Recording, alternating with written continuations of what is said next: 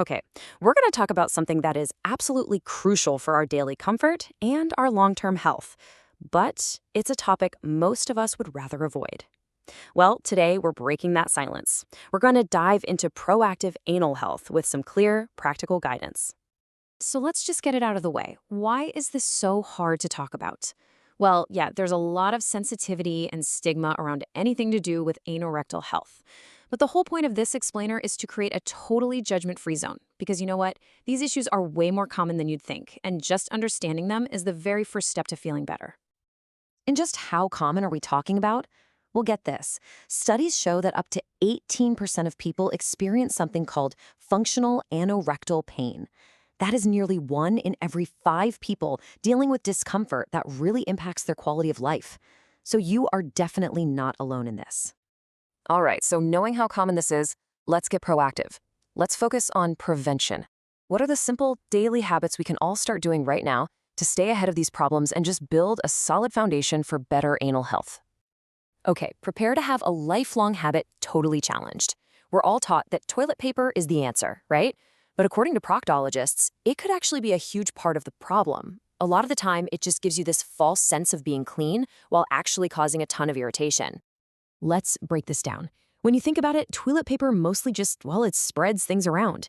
And all that friction on really sensitive skin can cause tiny little micro tears and irritation.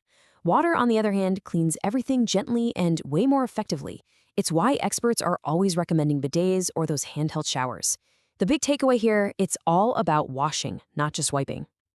And believe it or not, there is mechanically a better way to have a bowel movement.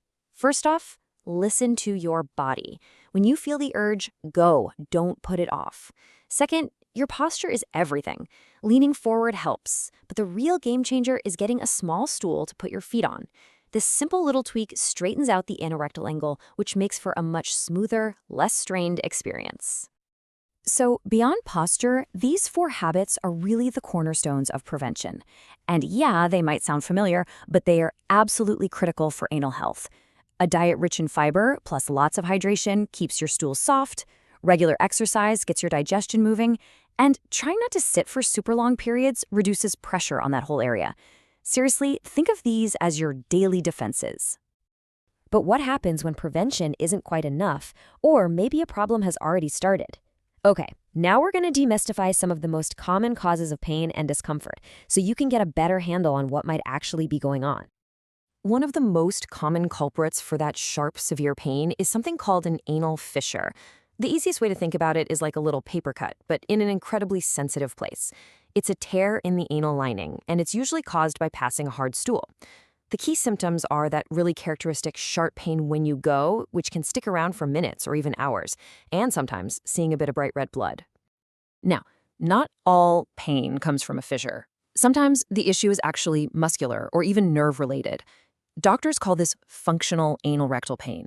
And this table here breaks down the 2 main types based on what's called the Rome 4 criteria. The key thing to notice is the timing.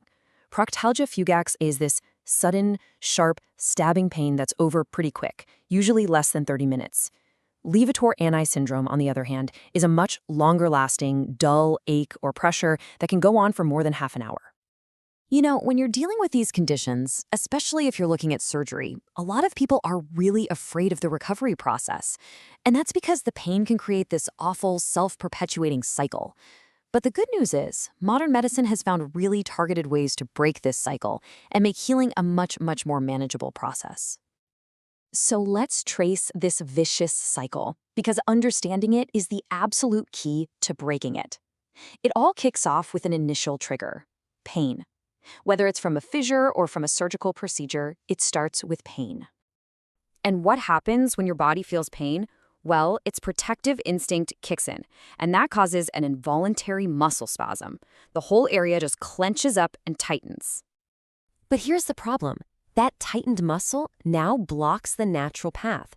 And that leads to difficult evacuation. It leads to constipation because our bodies are subconsciously trying to avoid that painful experience all over again. And this is where the cycle just locks itself in. The strain from that difficult evacuation causes more trauma and, you guessed it, more pain, which in turn triggers more spasms, and the cycle just repeats over and over, turning what was an acute problem into a chronic one. So how in the world do we break out of it? Well, modern approaches target each step of that cycle directly. Anesthetic blocks can numb that initial pain. Relaxing ointments or even Botox can force the muscle spasm to release. Low-potency lasers can actually speed up healing and reduce pain. And of course, choosing minimally invasive surgery from the get-go means there's less initial trauma and pain to start with. So breaking the cycle often involves some kind of medical intervention. But the work doesn't stop there. For anyone who's recovering from a procedure, your care at home is every bit as critical as the surgery itself. Your diet is your absolute best friend during recovery. The goal here is simple. Keep your stools soft and easy to pass. That means eating a wide variety of foods with plenty of fiber. Hydration is completely non-negotiable. Eating smaller meals more often can also help, so you don't overload your system. And of course, it's a good idea to steer clear of anything that could be irritating, like really spicy or heavily processed foods. Now, this is so important. While all this information gives you a great framework, everybody's body and situation is different. This explainer is a guide. It is not a substitute for professional medical advice. The most important step you can take is to follow the specific, personalized instructions from your own doctor.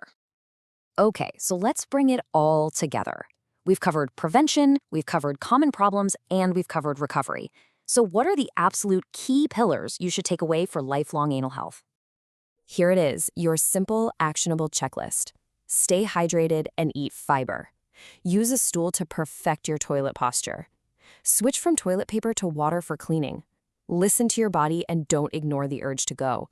And finally, if you have persistent pain or any concerns at all, please talk to a specialist. Don't just suffer in silence. And that brings us to our final thought. You do not have to overhaul your entire life all at once. Looking at everything we've covered, what is just one small, manageable change you can commit to starting today? Because those small steps, those are what lead to lasting comfort and health.